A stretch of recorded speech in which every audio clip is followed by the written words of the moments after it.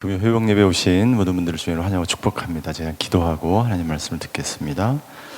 하나님 감사합니다. 우리를 하나님의 자녀 삼아 주시고 또 금요일 날 쉽지 않은 시간에 주님의 존전에 나와서 하나님의 말씀을 듣고 그 말씀대로 저희가 순종하며 살아가기로 결단합니다. 오늘 우리에게 주신 말씀, 우리 각자 한 분 한 분에게 꼭 필요한 말씀으로 주님 이 시간 우리에게 들려 주시옵소서. 마음을 열고 하나님의 말씀을 듣는 시간이 되게 하여 주시옵소서. 감사드리며 예수 그리스도의 이름으로 기도하였습니다. 아멘. 제가 50견이 있었습니다. 50견을 아파본 사람들은 50견이 얼마나 고통스러운 건지 아마 아실 것 같아요. 50견인지 아닌지, 여러분들 어깨가 좀 뻐근한 분 계십니까? 50견인지 아닌지 아는 방법은요, 50견은 밤에 잠을 못 잡니다. 어깨가 약간 뻐근하고 아픈데 잠은 잘 자는 걸 50견이 아니에요. 어깨가 좀 아픈 거예요. 50견은 이 고통이 정말 아프더라고요.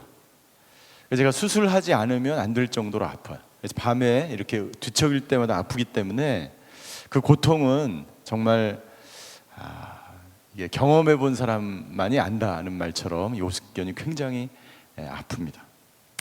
제가 이 50견, 이 고통을 경험한 이후에 이런 생각을 하게 됐어요. 내가 이 50견을, 이 아픔, 이 고통을 경험하기 전에 내가 좀 운동을 할 걸, 좀 열심히 내가 좀 노력을 해서 좀 50견이 오지 않도록, 이 고통이 내가 받지 않도록 좀 더 노력을 할 걸, 그런 생각을 많이 했어요.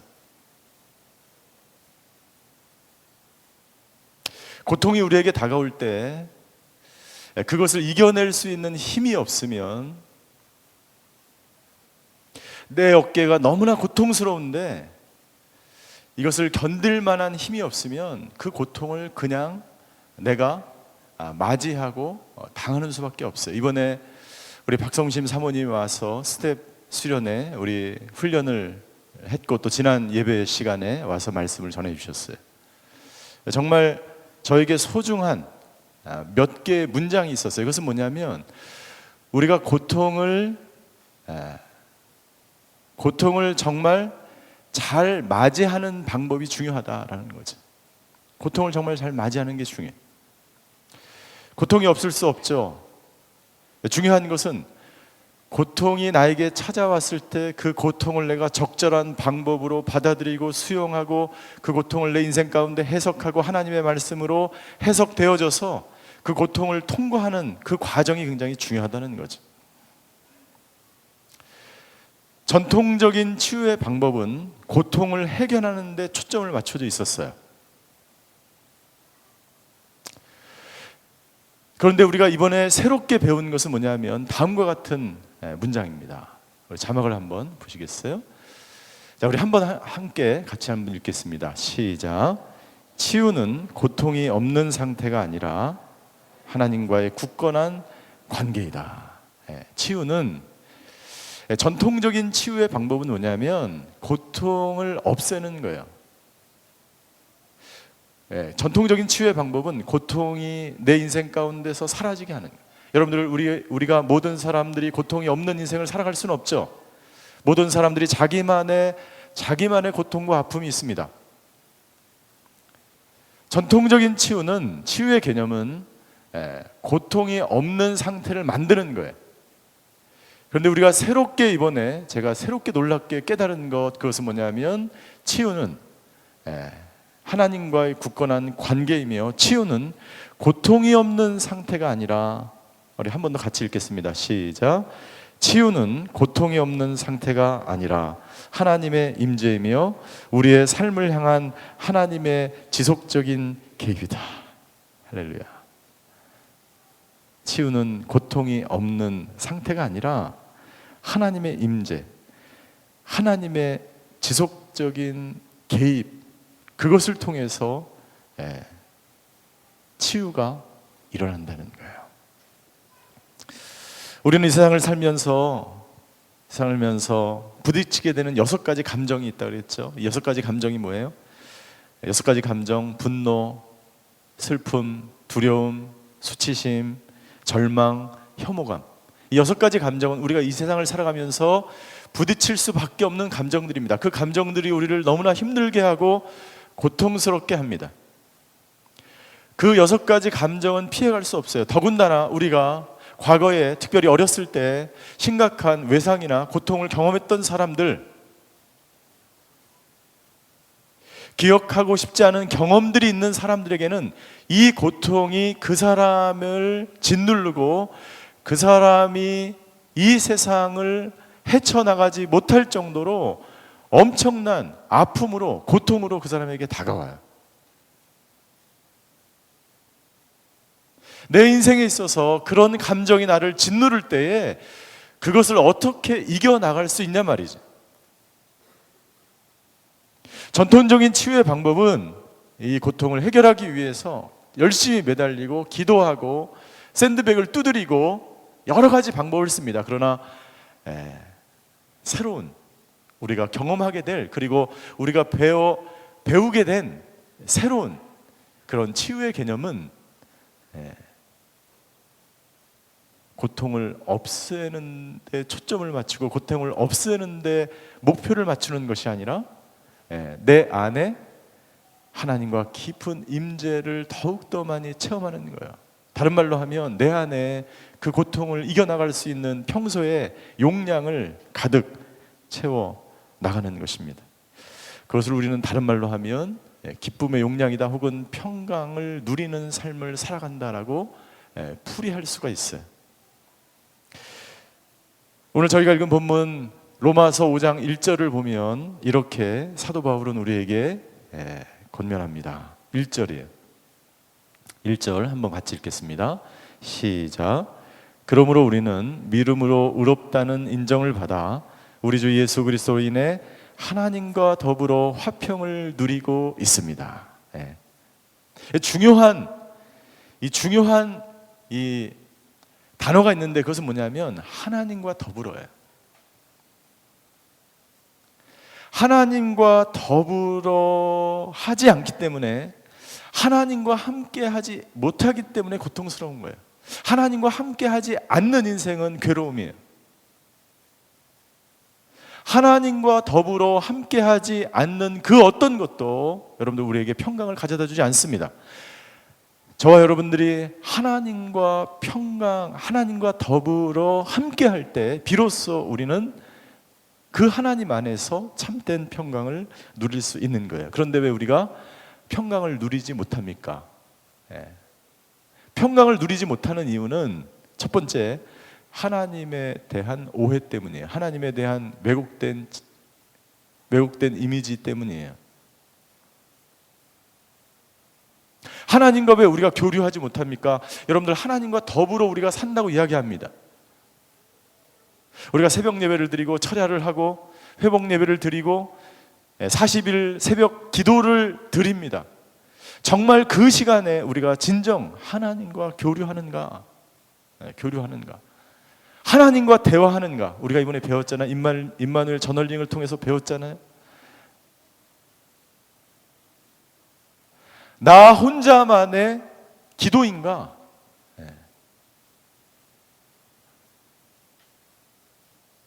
우리가 열심히 예배를 드리고 믿음 생활을 해도 하나님의 음성이 들리지 않고, 하나님이 보이지 않고, 하나님이 내 인생 가운데 찾아오셔서 행하는 일들을 내가 눈으로 목도하지 않고 그냥 나 홀로의 믿음, 나 홀로의 신앙을 가지고 살아간다면 여러분들, 그것은 하나님과 교류가 되어 있지 않는 거예요.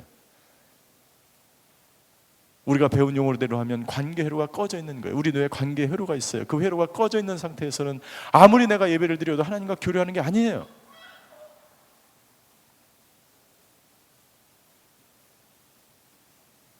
예배 드리러 앉아 있지만 우리가 하나님과 교류하지 않으면 아무런 나에게 그 예배 드리는 시간이 나에게 기쁨으로 채워지지 않고, 감사로 채워지지 않고, 내 용량이 늘어나지 않고 내 안에 평강을 누릴 수 없습니다. 그래서 우리의 삶은 반복되는 거예요.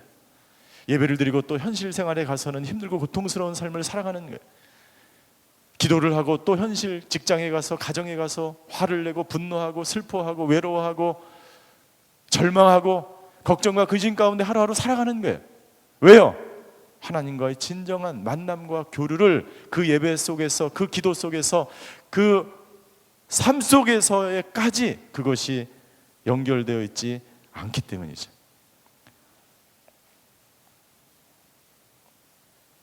골로새서 3장 15절에 보면 사도 바울은 우리에게 이렇게 권면합니다.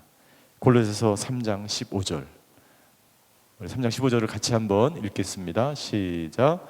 그리스도의 평강이 여러분의 마음을 지배하게 하십시오. 이 평화를 위해 여러분은 한 몸으로 부르심을 받았습니다. 또한 여러분은 감사하는 사람이 되십시오. 만약 당신이 지금 이 시간 마음에 평강이 없다면 하나님과의 교류가 꺼져 있는 거예요.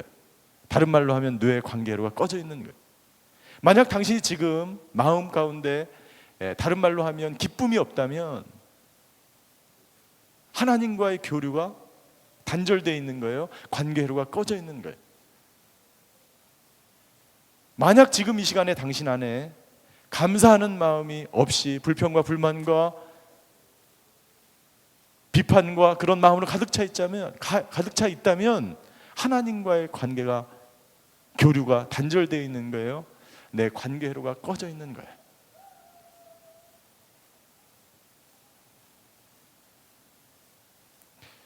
하나님은 우리의 마음이 평강으로 가득 차 있기를 원합니다. 그 상태는 어떤 상태냐면 하나님과의 깊은 교류와 임재와 관계 속에 들어있는 상태, 그 상태에 있으면 우리 안에는 기쁨이 넘칠 수밖에 없고 평강을 누릴 수밖에 없고 감사하는 삶을 살 수밖에 없어요. 즉, 이 기쁨과 이 평강은 내가 하나님과의 교류, 어떤 관계, 어떤 이 교류 속에, 관계 속에 있는지, 얼마나 내가 충만히 하나님과 교류하고 있는지를 나타내는 기준과 척도가 된다는 것이죠. 그래서 내 마음 가운데 평강이 없고 내 마음 가운데 기쁨이 사라지면 우리는 하던 일을 멈춰야 합니다. 그것이 아무리 중요해도, 그것이 내 인생 가운데서 너무나 중요해도 내 마음 가운데 평강이 없다면 하는 일을 멈춰야 돼요. 내가 하는 일이 여러분들 저만 그렇지는 않을 거예요. 내가 어떤 일을 할 때 어떤 사람과 그 일을 진행하면서 관계가 불편해져, 평강이 깨졌어요. 그때 내가 하던 일을 멈춰야 돼요.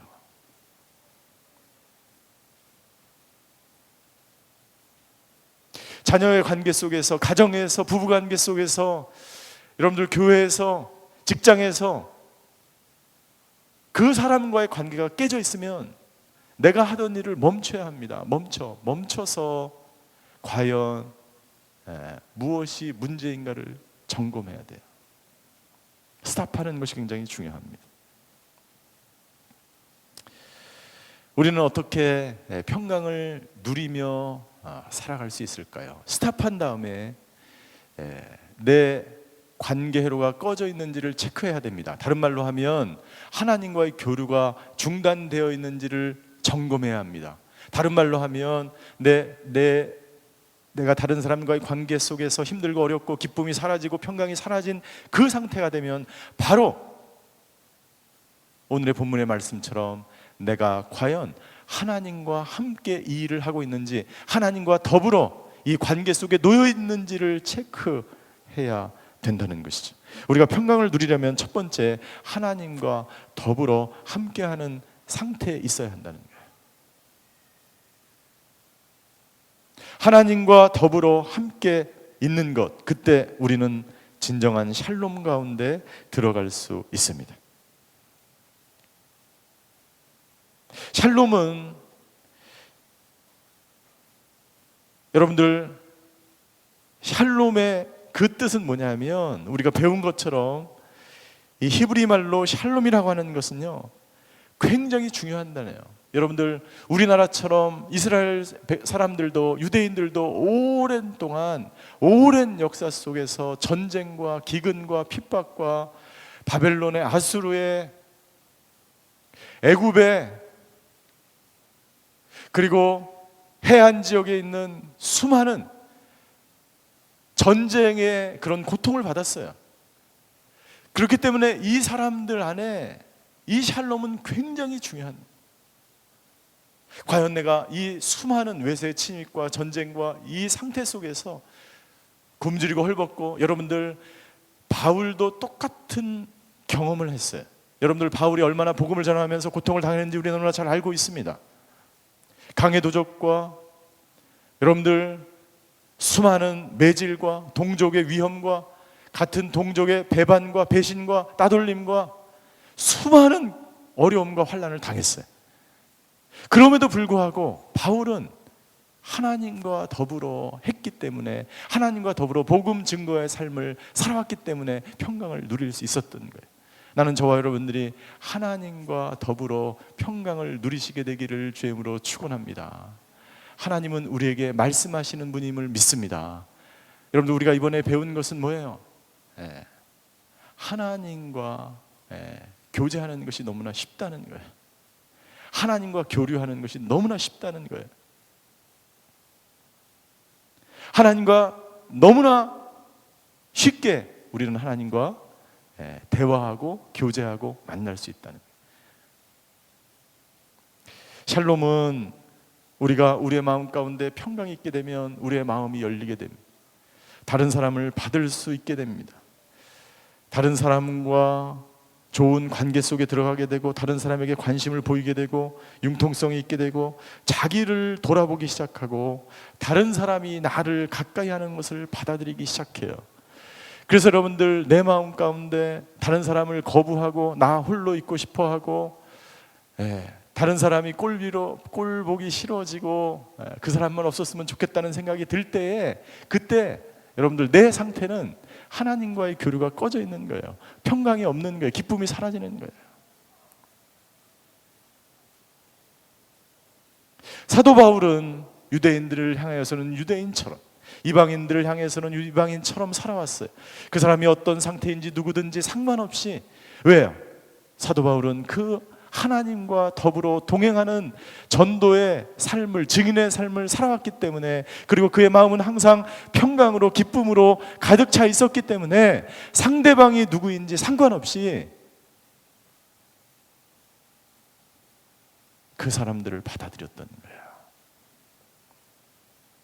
나는 우리 회복 예배 오는 모든 분들이 다른 사람을 수용하고 받아들이고 기쁨으로 함께 이 기쁨의 여정을 출발하시는 저와 여러분들이 되시기를 주의 이름으로 축원합니다. 우리 회복 사역은 2016년 기쁨의 여정을 출발해서 우리가 2016년 12월이 되면 저와 여러분들의 기쁨의 용량이 2배, 3배로 늘어나는 놀라운 역사가 있게 되기를 주의 이름으로 축원합니다. 우리가 가지고 있는 모든 프로그램 속에서 이 기쁨의 용량을 키워가며 우리 함께 기쁨의 여정을 시작할 거예요. 그것은 당신의 삶 속에서 환난이 없다는 것을 의미하지 않아요. 여전히 우리는 여러 가지 내가 감당할 수 없는 6가지 감정 때문에 힘들고 어렵고 고통스러운 삶을 살아갈 수 있어요. 또 다른 환난이 내 삶 가운데 찾아올 수 있어요. 그러나 중요한 것은 우리가 하나님과 더불어 함께하면, 하나님의 말씀을 따라가면 우리는 항상 평강 가운데 이 기쁨의 여정을 걸어가게 될 줄 믿습니다. 우리 모두가 이 기쁨의 여정을 함께 걷게 되기를 바랍니다. 두 번째, 첫 번째 하나님과 화평을 누리기 위해서 해야 될 것, 하나님과 더불어 함께 무엇이든지 하나님과의 깊은 교류와 임재 속에서 살아가야 된다는 거예요. 두 번째, 우리가 하나님과 더불어 평강을 누리게 되면 우리는 어떤 삶을 살아가는가? 3절과 4절이에요. 3절과 4절 같이 한번 읽겠습니다. 시작. 뿐만 아니라 우리는 또한 환난 가운데서도 기뻐합니다. 이는 환난은 인내는 연단은 소망을 이루는 줄을 알기 때문입니다. 우리가 평강 가운데 우리 안에 평강과 기쁨이 가득 넘쳐서 하나님과 더불어 평강을 누리는 삶을 살게 되면 우리는 어떻게 됩니까? 환난 중에서도 기뻐할 수 있어요. 다른 말로 하면 환난을 극복할 수 있어요. 다른 말로 하면 내 안에 기쁨과 평강의 용량이 충만하면 그 환난은 아무것도 아닌 게 되는 거예요. 그러나 내 안에 하나님과 더불어 평강이 없으면, 평강이 사라지면, 기쁨이 없으면 여러분들 환난이 엄청난 고통으로 나에게 찾아오는 거예요. 그래서 그 6가지 감정을 내가 견딜 수 없는 거예요.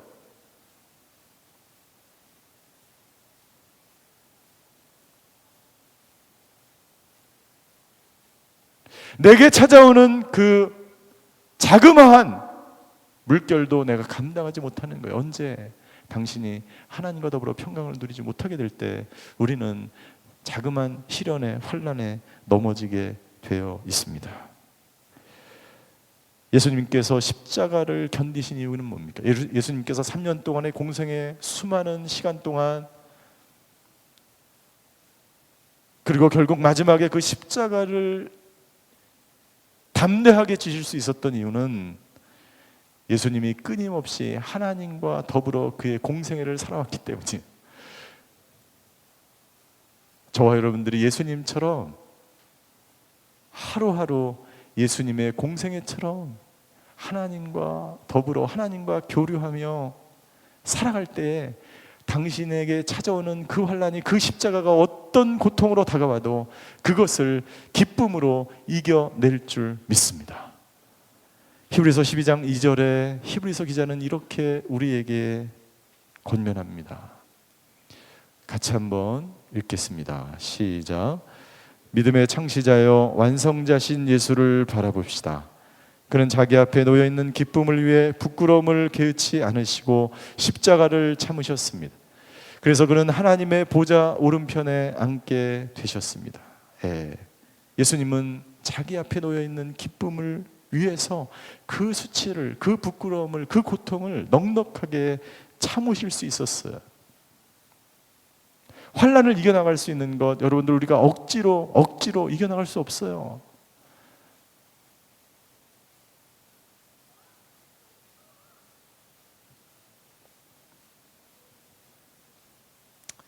환난을 당할 때 우리는 어떻게 해야 하는가? 환난을 당할 때 첫 번째 자막을 띄워주시죠. 환난할 때 우리는 기뻐할 수 있어야 됩니다. 그것이 그리스도인이에요. 그것이 하나님의 자녀예요. 그것이 사도 바울처럼 주님의 제자의 삶을 살아가는 사람들이에요. 우리 가운데 평강과 기쁨이 넘치게 되면 환난도 기뻐할 수 있어요. 사도 바울이 그렇게 했어요. 예수님이 그 공생애 속에서 마지막 극심한 십자가의 고통을 이겨나갈 수 있었던 것, 그것은 하나님과의 깊은 임재와 교류 가운데 있었기 때문이에요. 환난을 당할 때 우리는 기뻐할 수 있어야 합니다. 두 번째, 환난을 당할 때 우리는 환난이 나를 성숙하게 한다는 것을 믿어야 합니다. 환난은 우리를 성숙하게 합니다. 요셉이 그 환난 속에서 모든 과정을 겪어낸 것은 총리가 될 수 있었기, 총리가 되려고 하는 하나님의 만지심이었어요. 요셉을 성숙하게 하기 위한 도구였어요. 환난은 우리를 성숙하게 한다는 것을 우리는 믿어야 합니다. 그 믿음이 있어야 환난을 견뎌나갈 수 있어요. 세 번째, 환난은 소망을 이루어가는 가장 좋은 방법이다. 환난은 소망을 이뤄냅니다. 사도 바울이 오늘 이야기하잖아요. 이는 환난을 인내는 연단은 소망을 이루는 줄 알기 때문이다. 여러분들, 나에게 환난이 왔을 때 그것이 그냥 고통으로 끝나면 그것은 그냥 환난일 뿐이에요. 그것이 아니라 환난을 통해서 연단을 받아서 정금같이 나올 수 있기만 한다면 당신의 소망이 이루어진다는 거예요.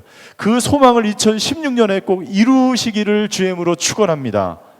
당신 안에 하나님과 더불어 화평하는 놀라운 역사가 있기를 주님으로 축원합니다. 그때 그 소망은 반드시 이루어질 거예요. 우리 회복사역은 그것을 하기를 원하는 거예요.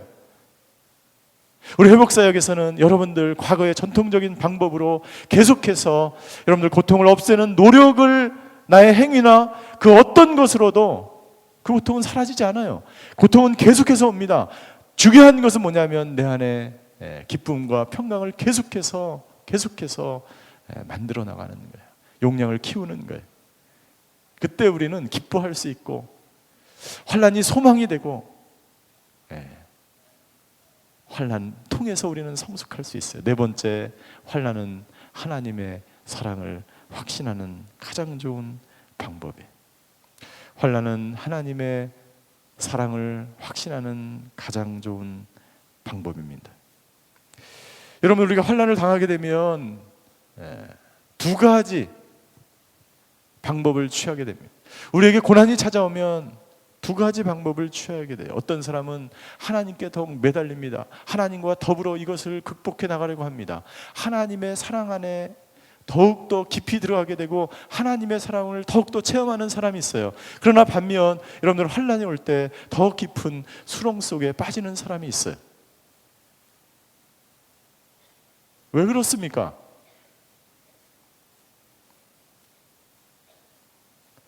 똑같은 환난이 찾아와도 어떤 사람은 깊은 절망 속에 더 깊이 들어가는 거예요. 그러나 어떤 사람은 그 환난을 통해서 하나님의 사랑을 더욱더 체험합니다. 왜 그럴까요?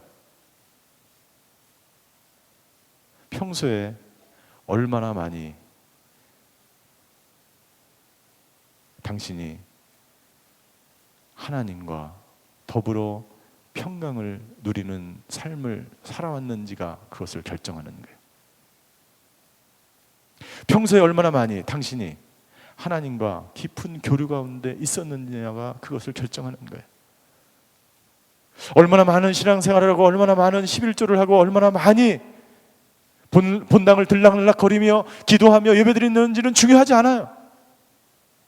당신이 얼마나 많이 깊이 하나님과 교류하였는지가 그것을 결정하는 거예요. 5절입니다. 5절 같이 읽겠습니다. 시작. 이 소망은 우리를 낙심시키지 않습니다. 이 소망은 어떤 소망이에요? 이 소망은 환난이 소망이 되고 환난 받을 때도 기뻐하고 환난은 궁극적으로 나를 성숙시키고 환난은 그 환난을 통해서 나로 하여금 하나님의 사랑을 체험하게 하고 그래서 결국에 우리를 연단해서 우리를 정금같이 나오게 하는 하나님의 이 놀라운 이 섭리, 이 소망은 우리를 절대로 낙심시키지 않습니다. 그런데 우리는 의심하죠. 환난이 찾아올 때 의심해요. 고난이 찾아올 때 의심해요. 하나님이 나를 사랑하는 것인가? 하나님은 진정 살아있는가?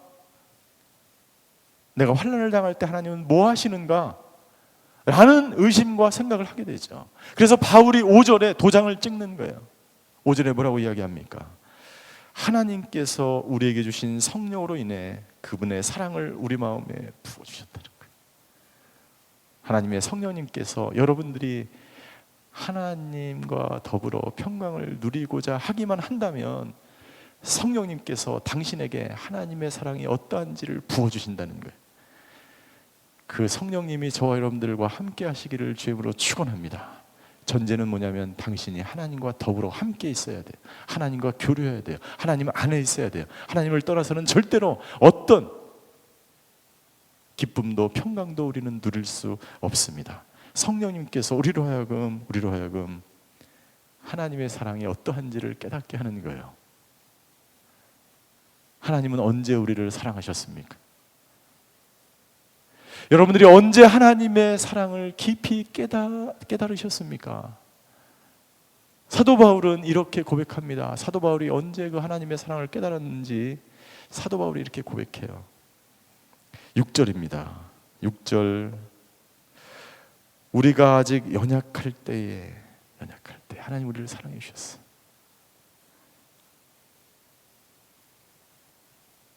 저와 여러분들이 연약할 때 하나님이 우리를 사랑해 주셨어.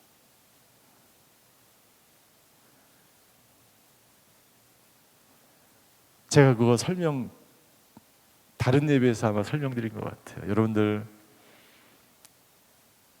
거위가 거위 아시죠? 겨울 철새라 그러나요? 거위. 그 영상에 여러분들 본 적 있는지 모르겠어요. 이 거위가 알을 낳는데 어디다 낳냐면 이 사막에 광야에 사는 거위예요. 이 구스가 자기 새끼 알을 어디다 낳냐면 이 광야이기 때문에 광야에 얼마나 해충이 많습니까? 이 알을 도둑질하고 죽이려고 하는 얼마나 많은 도둑들이 있어요. 그래서 이 거위가 어디다 알을 낳냐면 높은 절벽 꼭대기 위에다가 알을 낳아요.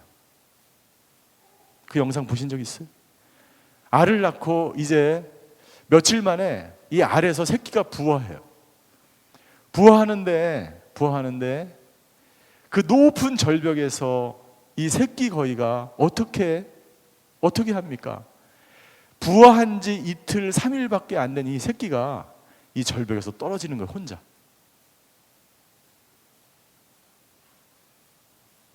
그래서 그 영상을 보신 적 있어요? 한번 집에 가서 새끼 거위 날다 뭐 이렇게 한번 쳐보세요. 새끼 거위 날다. 제가 그거를 보고 조마조마해가지고, 여러분들 이 높은 절벽인데 이 어미 거위들은 밑에 있어요. 그런데 이 새끼 거위가 부화한 지 2, 3일 됐는데 높은 절벽에서 막 이렇게 고개를 딱 내밀러서 막 떨어질까 말까 막 하면서, 근데 결국에 어떻게 해요? 떨어져요. 그런데 그 높이는요 거의 400m, 엄청나게 높은, 거기서 떨어지는데요 비행을 하는 거예요. 새끼 거위가 쫙 비행하는 거예요. 쫙 떨어지는데 중간에 바위에 막 부딪히는 거예요. 부딪혀서 막 쿵쿵쿵 하면서 막 떨어지는데 이 어미 거위 엄마와 아빠가 그 새끼를, 떨어지는 그 새끼를 보고 막 날아가가지고 다치지 않았는지 막 보는 거예요. 근데 마지막 영상에 이 새끼를 쫙 클로즈업 하는데 이 새끼가 살아있어요? 죽어있어요? 예? 살아있어요. 멀쩡하게 살아있어요. 너무나 가볍기 때문에 400m를 떨어져 내려도 이 새끼 거위가 몸 하나 성하지 않고 안전하게 떨어져 있는 것을 카메라가 보여줘요. 이 다큐멘터리, BBC에서 찍은 이 다큐멘터리 그 촬영 감독이 그것을 쫙 처음부터 끝까지 보여주는 거예요. 거기서 너무나 놀랐어요. 이 어미들은요 떨어져도 괜찮다는 것을 알고 밑에서 기다리고 있는 거예요. 하나님은요 저와 여러분들이 환난과 고통 당해도 죽지 않는다는 것을 알고, 이 소망은 우리가 어떤 환난을 당해도 우리를 낙심시키지 않는 소망인 줄 믿습니다. 우리가 언제 연약할 때 하나님은 우리를 사랑해 주셨어요. 언제? 8절입니다. 로마서 5장 8절. 우리가 죄인 되었을 때에도, 저와 여러분들이 아무리 흉악한 죄인일지라도, 여러분들 우리가 보통 이렇게 생각할 수 있어요. 내가 죄를 지으면 하나님은 나와 함께하지 않을 것이라고 생각합니다. 그렇지 않아요. 여러분들 우리가 여러분들의 자식이 죄를 지으면 당신이 자식을 버리겠어요? 그렇지 않아요.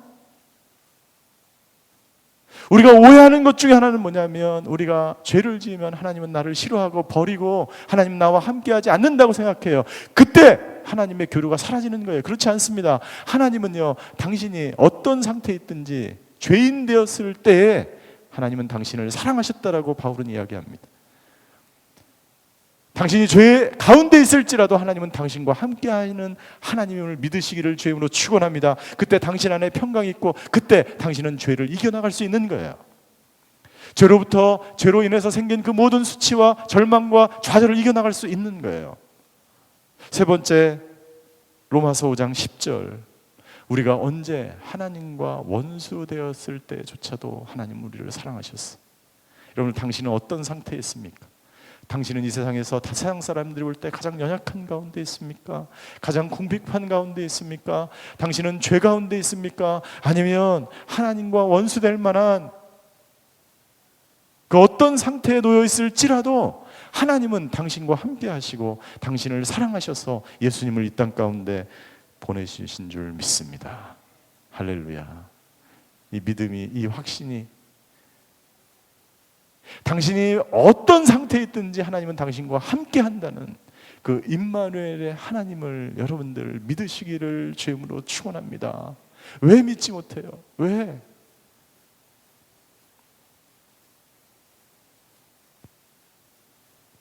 당신이 가지고 있는 그 6가지 감정이 당신을 짓누르고 있기 때문이에요.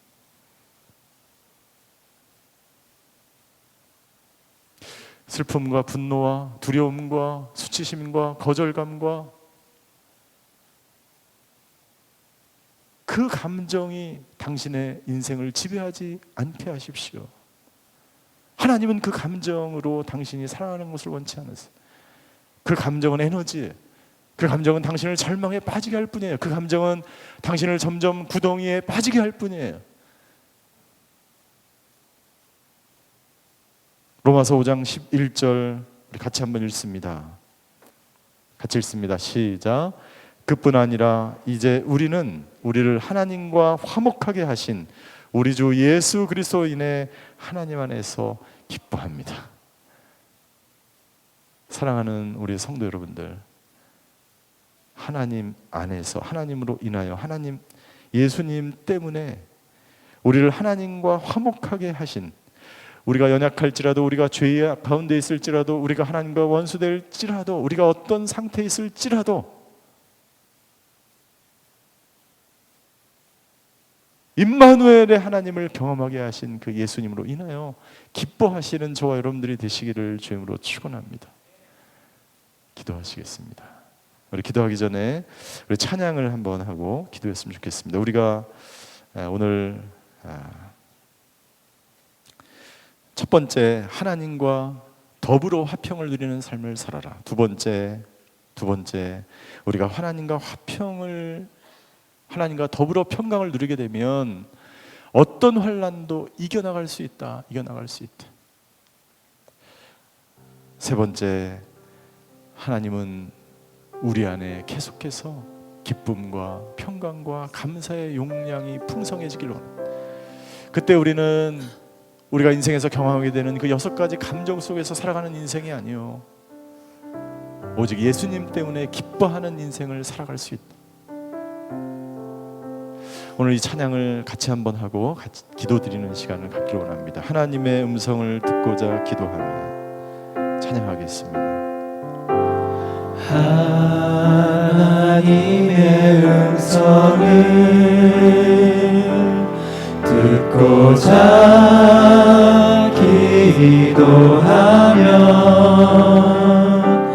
귀를 기울이시고 내 기도를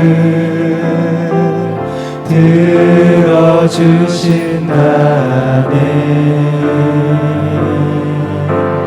깊은 웅덩이와 수렁에서 끌어주시고 나의 발을 반석 위에 세우시사 나를 튼튼히 하셨네. 새 노래로 부르자. 하나님께 올릴 찬송을 새 노래로 부르자. 하나님 사랑을 주를 의지하고 교만하지 않으며 거짓에 치우치지 아니하며 복이 있으리라. 여호와 나의 주는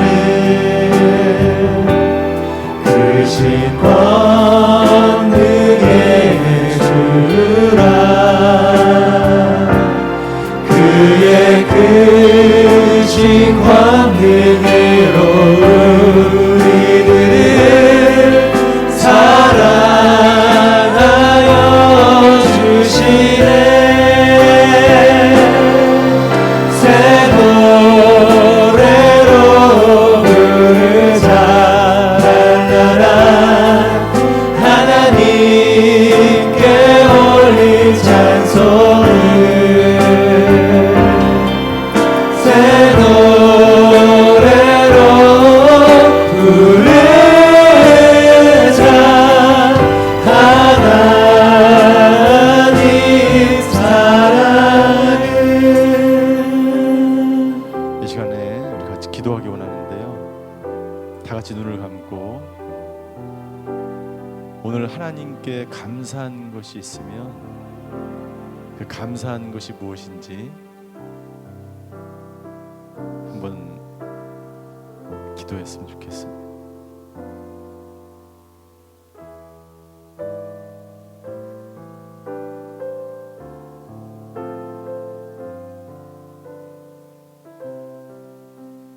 저는 어제 이런 기도를 드렸어요. 하나님,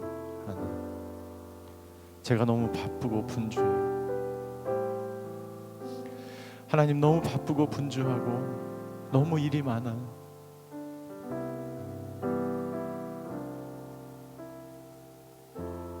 하나님, 제가 이렇게 바쁜 거 하나님 아시나요?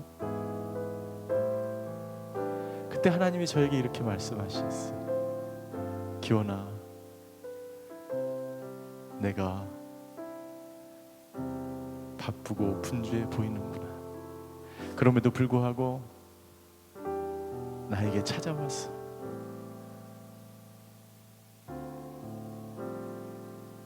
나와 함께 하는 것이 너무나 고맙구나. 그 하나님의 말씀을 들을 때 제 마음 가운데 너무나 위로가 되고 너무나 감사했어요. 오늘 하나님은 저와 여러분들에게 말씀하시는 하나님이십니다. 하나님이 저와 여러분들에게 말씀하십니다. 기원아, 내가 힘들어하는 게 보이는구나. 그럼에도 불구하고 이렇게 예배당에 나와준 것이 너무나 감사하구나. 나와 함께 있으려고 노력하는 너의 모습이 너무나 고맙구나.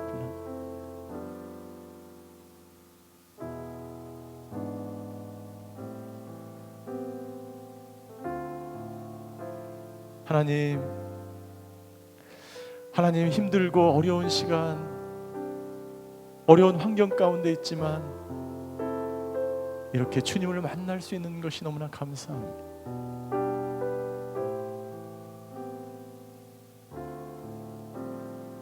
여기 앉아 계신 분 중에 어떤 분들은 가정이 어려운 분들이 있을 거예요. 관계가 힘든 분들이 있을 거예요. 혹은 오랫동안 하나님과의 진정한 대화와 교류가 없이 살아서 너무나 마음이 답답하고 공고한 사람이 있을 거예요. 그러나 하나님과 교류하는 것은 너무나 어떻게 보면 쉬워요. 그런데 어떤 사람에게는 너무나 어려워요. 여러분들, 하나님은요, 우리에게 말씀하시는 하나님이에요. 오늘 하나님은 우리에게 이렇게 말씀하셨어요. 나는 너를 보고 있고 너의 기도를 듣고 있고 너의 마음과 너의 삶을 이해하고 있고 나는 너와 함께하는 것을 기뻐한다.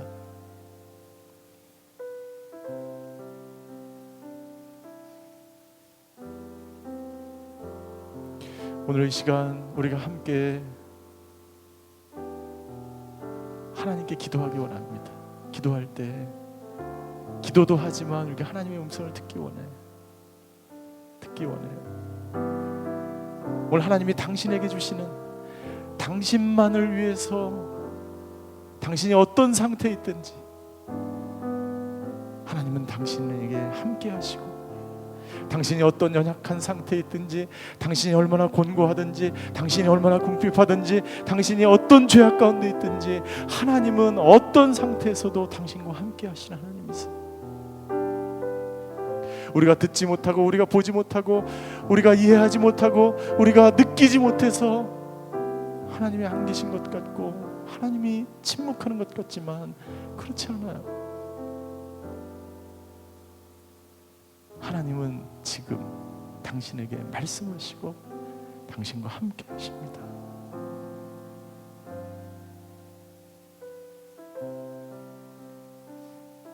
오늘 이 시간 우리가 하나님께, 여러분 있는 그대로 하나님께 당신의 마음을 표현했으면 좋겠어. 하나님, 내가 이런 어려움이 있습니다. 하나님, 나에게 이런 아픔이 있습니다. 하나님, 나에게 이런 다른 사람에게는 말할 수 없는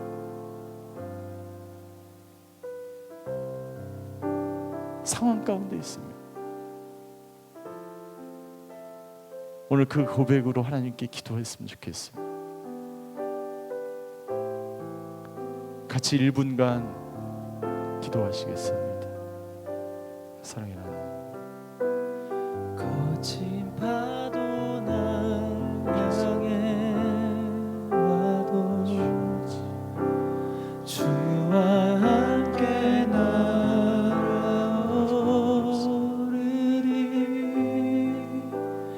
폭풍 가운데 나의 영혼 아버지 하나님 감개하라. 잠잠하게 주를 보리라. 내 힘으로, 내 능력으로 거친 해결할 수 없고, 파도 날 감당할 수 없고, 향해 삶의 무게로 짓눌려 있는 사람들이 있습니다. 주와 아버지 하나님, 말할 수 없는 외로움과 고통 가운데 있는 사람들이 있습니다. 하나님, 앞이 보이지 않고 낭떠러지 같은 절벽 가운데 떨어질 것 같은 두려움 속에서 살아가는 사람들이 있습니다. 잠잠하게 주를 보리라. 하나님이 당신의 기도를 들으십니다. 그리고 하나님이 당신에게 말씀하십니다.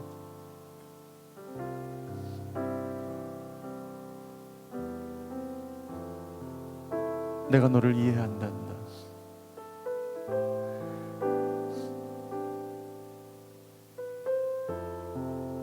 내가 얼마나 힘들고 어렵게 살아가는지 내가 보고 있단다.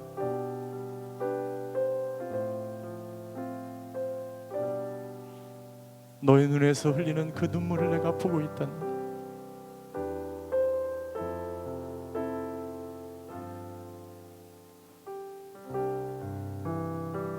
힘들고 어렵지만 이렇게 예배 자리에 나와서 나를 찾는 내 모습이 너무나 고맙구나.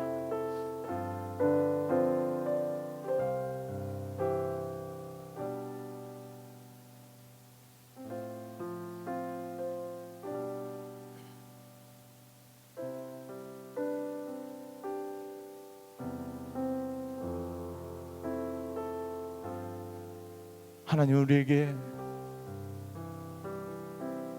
새롭고 산 길을 인도하시고 예비하시는 하나님이십니다. 환난은 분명히 소망이 될 줄 믿습니다. 환난을 당할 때 우리가 기뻐할 수 있다면, 환난은 우리를 성숙하게 하고, 환난을 당할 때 하나님의 그 사랑을 우리가 경험할 수 있습니다. 오 주님, 더욱더 주님 앞으로 달려갑니다.